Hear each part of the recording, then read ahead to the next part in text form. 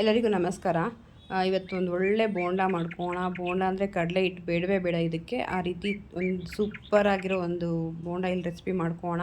ಹೊರಗಡೆ ಎಲ್ಲ ತುಂಬಾ ಗರ್ಗರಿಯಾಗಿರುತ್ತೆ, ಒಳಗಡೆ ಅಷ್ಟೇ ಸಾಫ್ಟ್ ಆಗಿರುತ್ತೆ, ಎಷ್ಟು ಚೆನ್ನಾಗಿರುತ್ತೆ. ಬಾಯಲ್ಲಿಟ್ಟರೆ ಆ ಕ್ರಿಸ್ಪಿನೆಸ್ಗೆ ಕಳೆದೇ ಹೋಗ್ಬಿಡ್ತೀವೇನೋ, ಅಷ್ಟು ಚೆನ್ನಾಗಿರುತ್ತೆ. ಮಿಸ್ ಮಾಡದೆ ವಿಡಿಯೋ ಪೂರ್ತಿ ನೋಡಿ ಮಾಡ್ಕೊಳ್ಳಿ. ಹೇಗೆ ಮಾಡೋದು ಅಂತ ನೋಡ್ಕೋಣ.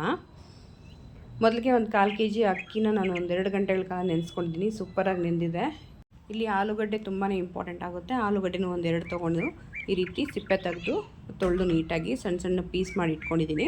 ಸೊ ಈಗ ಏನು ಅಕ್ಕಿ ನೆಂದಿದೆಯೋ ಅದನ್ನ ನಾವು ಫೈನ್ ಪೇಸ್ಟ್ ಮಾಡ್ಕೊಳ್ಬೇಕಾಗುತ್ತೆ, ತುಂಬ ನುಣ್ಣಗೆ ರುಬ್ಕೊಳ್ಬೇಕಾಗುತ್ತೆ. ಮತ್ತು ಅದ್ರ ಜೊತೆನೇ ಆಲೂಗಡ್ಡೆನೂ ಸೇರಿಸಿ ರುಬ್ಕೋಣ.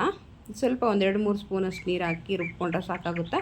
ಇಷ್ಟು ಗಟ್ಟಿಯಾಗಿರಬೇಕು. ನೀರಾಗಾದರೆ ಮಾಡೋಕ್ಕಾಗಲ್ಲ, ಕಷ್ಟ ಆಗುತ್ತೆ.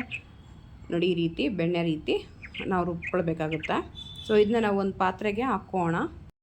ಮಕ್ಕಳು ತುಂಬಾ ಇಷ್ಟಪಟ್ಟು ಗಲಾಟೆ ಮಾಡಿ ತಿಂತಾರೆ, ಅದು ಸ್ಮೈಲೀಸ್ ಅಂತ. ಸೊ ಅದೇ ಫ್ಲೇವರು ಅದೇ ಟೇಸ್ಟಲ್ಲಿ ಸ್ವಲ್ಪ ಬರುತ್ತೆ. ಸೊ ಮಿಸ್ ಮಾಡದೆ ಈ ರೀತಿ ಮಾಡಿಕೊಡಿ. ಸ್ಮೈಲೀಸ್ಗೆ ಹೋದರೆ ಎಷ್ಟೆಷ್ಟು ಕಾಸಿದೆ ಅಂತ ನಿಮಗೆ ಗೊತ್ತಿರುತ್ತೆ. ಸೊ ನಾವು ಮನೇಲೇ ಮಾಡ್ಕೊಳ್ಳೋದ್ರಿಂದ ರುಚಿಯಾಗಿರುತ್ತೆ. ಮಕ್ಳಿಗೂ ಸಹ ಹೆಲ್ತಿನೂ ಆಗಿರುತ್ತೆ. ಸೊ ಈ ರೀತಿ ಮಾಡ್ಕೊಳ್ಳಿ. ಹಸಿಮೆಣ್ಸಿಕಾಯಿ ಖಾರಕ್ಕೆ ತಕ್ಕಷ್ಟು ಸ್ವಲ್ಪ ಹಾಕ್ಕೊಳ್ಳಿ, ಮತ್ತು ಕೊತ್ತಂಬರಿ ಸೊಪ್ಪು 1 ಹಿಡಿಯಷ್ಟು ಹಾಕ್ಕೊಳ್ಳಿ, ಸಣ್ಣ ಸಣ್ಣ ಕಟ್ ಮಾಡಿ. ಮತ್ತು ಜೀರಿಗೆನ ಈ ರೀತಿ ಕ್ರಷ್ ಮಾಡಿ ಹಾಕ್ಕೊಳ್ಳಿ, ಆವಾಗ ಸ್ವಲ್ಪ ಚೆನ್ನಾಗಿ ಫ್ಲೇವರ್ ಬರುತ್ತೆ. ಈಗ ರುಚಿಗೆ ತಕ್ಕಷ್ಟು ಉಪ್ಪು ಸಹ ಸೇರಿಸ್ಕೊಳ್ಳೋಣ. ಸ್ವಲ್ಪ ಒಂದು ಚಿಟಿಕೆಯಷ್ಟು ಸೋಡಾ ಬೆರೆಸ್ಕೊಳ್ಳೋಣ, ಯಾಕೆಂದರೆ ನಾವು ತಕ್ಷಣಕ್ಕೆ ಮಾಡ್ತೀವಲ್ವ, ಸ್ವಲ್ಪ ಉಬ್ಬಿದ್ರೆ ಚೆನ್ನಾಗಿರುತ್ತೆ. ನಮ್ಗೆ ಸೋಡಾ ಬೇಡ ಅಂದರೆ ಒಂದು 1/2 hour ಈ ರೀತಿ ರುಬ್ಬಿ ಇಟ್ಟು ಆಮೇಲೆ ಮಾಡ್ಕೊಂಡ್ರೆ ನಮ್ಗೆ ಸೋಡಾ ನೆಸಿಟಿನೇ ಬರೋಲ್ಲ. ಇಲ್ಲಿ ನಾನು ತಕ್ಷಣಕ್ಕೆ ಮಾಡ್ತಾ ಇರೋದ್ರಿಂದ ಒಂದು ಸ್ವಲ್ಪ ಸೋಡಾ ನೆಸಿಟಿ ಅನಿಸ್ತು, ಹಾಕ್ಕೊಂಡಿದ್ದೀನಿ. ಹಾಕ್ಕೊಂಡು ಚೆನ್ನಾಗಿ ಇದನ್ನ ಮಿಕ್ಸ್ ಮಾಡ್ಕೊಳ್ಬೇಕಾಗುತ್ತೆ. ನೋಡಿ, ಈ ರೀತಿ ಚೆನ್ನಾಗಿ ಮಿಕ್ಸ್ ಮಾಡಿಕೊಂಡು ನಾವು ಒಂದು ಪಕ್ಕಕ್ಕೆ ಇಟ್ಕೊಳ್ಳೋಣ. ಈಗ ಎಣ್ಣೆ ಕಾಯೋದಕ್ಕಿಡೋಣ. ಎಣ್ಣೆ ಬಿಸಿ ಆದಮೇಲೆ ಸಣ್ಣ ಸಣ್ಣದಾಗಿ ಹಾಕ್ಕೊಳ್ಬೇಕಾಗುತ್ತೆ. ಚಿಕ್ಕ ಚಿಕ್ಕ ಗೋಲಿ ಬರುತ್ತಲ್ಲ, ಆ ಕನ್ಸಿಸ್ಟೆನ್ಸಿಯಲ್ಲಿ ನಾವು ಹಾಕ್ಕೊಳ್ಬೇಕಾಗುತ್ತೆ. ಎಣ್ಣೆ ಬಿಸಿ ಆಗಲಿ ಅಷ್ಟರೊಳಗೆ ನಾವು ಒಂದು ಇದಕ್ಕೆ ಒಳ್ಳೆ ಸೂಪರಾಗಿರೋ ಒಂದು ಚಟ್ನಿ ಮಾಡ್ಕೊಂಬೇಡ. ಚಟ್ನಿನೂ ತುಂಬಾ ಸುಲಭ, ಅಷ್ಟು ಚೆನ್ನಾಗಿರುತ್ತೆ. ಇದೇ ರೀತಿ ಚಟ್ನಿ ಮಾಡ್ಕೊಳ್ಳಿ. ಈ ಬೋಂಡಾಗೆ ಈ ರೀತಿ ಚಟ್ನಿ ತುಂಬ ಚೆನ್ನಾಗಿರುತ್ತೆ.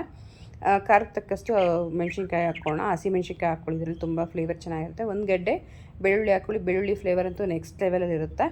ಟೊಮೆಟೊ ಒಂದು 2 ತೊಗೊಂಡಿದ್ದೀನಿ. 2 ಈ ರೀತಿ ಕಟ್ ಮಾಡಿಕೊಂಡು ಹಾಕ್ಕೊಳ್ಳಿ. ಈ ಚಟ್ನಿನ ನಾವು ಬೇರೆ ಬಜ್ಜಿ ಬೋಂಡ ಆ ಥರದಕ್ಕೂ ಸಹ ಈ ರೀತಿ ಮಾಡಿಕೊಂಡ್ರೆ ತುಂಬಾ ನೆಕ್ಸ್ಟ್ ಲೆವೆಲ್ ಆಗಿರುತ್ತೆ. ಈಗ 1 ಹಿಡಿಯಷ್ಟು ಕೊತ್ತಂಬರಿ ಸೊಪ್ಪು ಸ್ವಲ್ಪ ಹಾಕೋಣ. ಸೊ ಇದಕ್ಕೆ ಒಂದು ಸ್ವಲ್ಪ ಎಣ್ಣೆ ಹಾಕಿ ನಾವು ಚೆನ್ನಾಗಿ ಫ್ರೈ ಮಾಡ್ಕೊಳ್ಬೇಕಾಗುತ್ತೆ. ಈ ರೀತಿ ನೀವು ಒಮ್ಮೆ ಚಟ್ನಿ ಮಾಡ್ಕೊಂಡು ತಿಂದರೆ ಪದೇ ಪದೇ ಎಲ್ಲ ಬೋಂಡ ಬಜ್ಜಿ ಒಡೆಯೋದಕ್ಕೂ ಸಹ ಇದೇ ರೀತಿ ಚಟ್ನಿ ಮಾಡ್ಕೊಂಡು ತಿಂತೀರ, ಅಷ್ಟು ನೆಕ್ಸ್ಟ್ ಲೆವೆಲ್ಲಾಗಿರುತ್ತೆ. ಇದು ಮಿಸ್ ಮಾಡಿದೆ. ಇದೇ ರೀತಿ ನೋಡಿ ಮಾಡ್ಕೊಳ್ಳಿ. ಇದು ಸ್ವಲ್ಪ ಚೆನ್ನಾಗಿ ಫ್ರೈ ಮಾಡ್ಕೊಳ್ಬೇಕಾಗುತ್ತೆ ಎಣ್ಣೆಲೆ. ನಾವು ಈ ರೀತಿ ಚೆನ್ನಾಗಿ ಫ್ರೈ ಮಾಡ್ಕೊಳ್ಳಿ. ಈಗ ಫ್ರೈ ಆಗಿದೆ. ಇದನ್ನ ತಣ್ಣಗಾದ್ಮೇಲೆ ರುಬ್ಕೊಳ್ಳೋಣ. ಒಂದು 90% ಅಷ್ಟು ರುಬ್ಕೊಳ್ಳಿ, ಅದು ಚೆನ್ನಾಗಿ ಬರುತ್ತೆ. ಈಗ ರುಚಿಗೆ ತಕ್ಕಷ್ಟು ಉಪ್ಪು ಸಹ ಸೇರಿಸ್ಕೊಳ್ಳೋಣ. ಉಪ್ಪಿಲ್ಲ ಅಂದರೆ ರುಚಿನೇ ಇಲ್ಲ. ಸೊ ಉಪ್ಪು ಸಹ ಸೇರಿಸ್ಕೊಳ್ಳಿ. ಸ್ವಲ್ಪ ನೀರು ಹಾಕ್ಕೊಳ್ಬೇಕಾಗುತ್ತೆ, ಜಾಸ್ತಿ ನೀರಾಗಬೇಡ. ಒಂದು ಸ್ವಲ್ಪ ನೀರು ಹಾಕ್ಕೊಂಡು ಈ ರೀತಿ ಫೈನ್ ಪೇಸ್ಟ್ ಮಾಡಿಕೊಂಡ್ರೆ ತುಂಬ ಚೆನ್ನಾಗಿರುತ್ತೆ. ಒಂದು ಬೌಲ್ಗೆ ಶಿಫ್ಟ್ ಮಾಡ್ಕೊಳ್ಳೋಣ. ಒಂದು ಕೊತ್ತಂಬರಿ ಗಾರ್ನಿಷ್ಗೋಸ್ಕರ ಅಷ್ಟೇ ಅದು. ಸೊ ಎಣ್ಣೆ ಬಿಸಿ ಆಗ್ತಾಯಿದೆ. ಈ ಬಿಸಿ ಆಗ್ತಾಯಿರೋ ಎಣ್ಣೆಗೆ ಸ್ವಲ್ಪ ಚಿಕ್ಕದಾಗಿ ಹಾಕೋಣ. ಚಿಕ್ಕದಾಗಿ ಹಾಕಿದ್ರೆ ತುಂಬ ಚೆನ್ನಾಗಿ ಆಗುತ್ತೆ. ತುಂಬ ಒಳ್ಳೆ ಎಲ್ಲ ಫ್ರೈ ಆಗಿರುತ್ತೆ. ಮಕ್ಕಳಿಗೆಲ್ಲ ಚಿಕ್ಕದಾಗಿ ಕೊಟ್ಟರೆ ಪುಟ್ಟದಾಗಿ ತುಂಬಾ ಇಷ್ಟಪಟ್ಟು ತಿಂತಾರೆ. ಸೊ ಹಾಗಾಗಿ ಚಿಕ್ಕದಾಗಿ ಹಾಕ್ಕೊಳ್ಳಿ. ಇನ್ನೂ ಯಾರು ನನ್ನ ಪೇಜ್ನ ಫಾಲೋ ಮಾಡಿಲ್ಲ, ಸಬ್ಸ್ಕ್ರೈಬ್ ಮಾಡಿಲ್ಲ, ಪ್ಲೀಸ್ ಫಾಲೋ ಆ್ಯಂಡ್ ಸಬ್ಸ್ಕ್ರೈಬ್ ಮಾಡಿ, ಸಪೋರ್ಟ್ ಮಾಡಿ. ಫ್ರೆಂಡ್ಸ್ ಆ್ಯಂಡ್ ಫ್ಯಾಮಿಲಿಗೆ ಶೇರ್ ಮಾಡ್ಕೊಳ್ಳಿ. ಅವರು ಈ ರೀತಿ ಸ್ಮೈಲಿ ಆಗಿರುವಂಥ ಬೋಂಡ ಈಸಿಯಾಗಿ ಮಾಡ್ಕೊಳ್ಳಿ.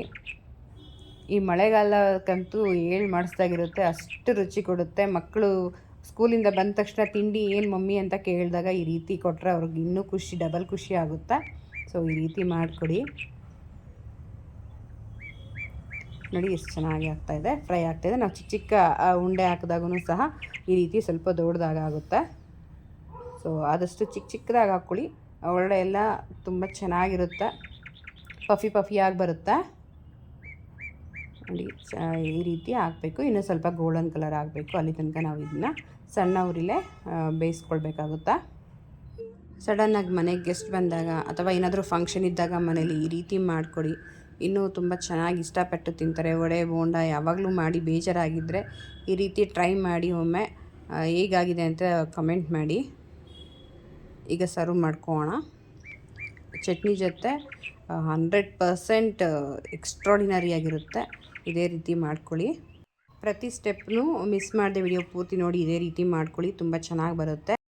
ನೋಡ್ತಾ ಇದ್ರೇ ಈಗಲೇ ತಿನ್ನಬೇಕು ಅನ್ನೋ ಕ್ಯೂರಿಯಾಸಿಟಿ ಜಾಸ್ತಿ ಆಗ್ತದೆ. ನೋಡೋಣ ಒಳಗಡೆ ಹೇಗಾಗಿದೆ ಅಂತ. ನೋಡಿ, ಹೊರಗಡೆ ತುಂಬ ಕ್ರಿಸ್ಪಿಯಾಗಿದೆ, ಒಳಗಡೆ ತುಂಬ ಸಾಫ್ಟಿನೆಸ್ಸು ಪಫಿ ಆಗಿದೆ. ತುಂಬ ಚೆನ್ನಾಗಿರುತ್ತೆ, ತುಂಬ ಇಷ್ಟಪಟ್ಟು ತಿಂತಾರೆ. ವಿಡಿಯೋ ನೋಡಿ ಸಪೋರ್ಟ್ ಮಾಡ್ತಾರೆ ಎಲ್ಲರಿಗೂ ಸ್ಪೆಷಲ್ ಥ್ಯಾಂಕ್ಸ್ ಹೇಳ್ತಾ ಇದ್ದೀನಿ. ಹೊಸ ರೆಸಿಪಿಯೊಂದಿಗೆ ಮತ್ತೆ ಸಿಗೋಣ. ಅಲ್ಲಿ ತನಕ ಟೇಕ್ ಕೇರ್, ಬಾಯ್. ನಿಮ್ಮ ದಿನ ಶುಭವಾಗಿರಲಿ.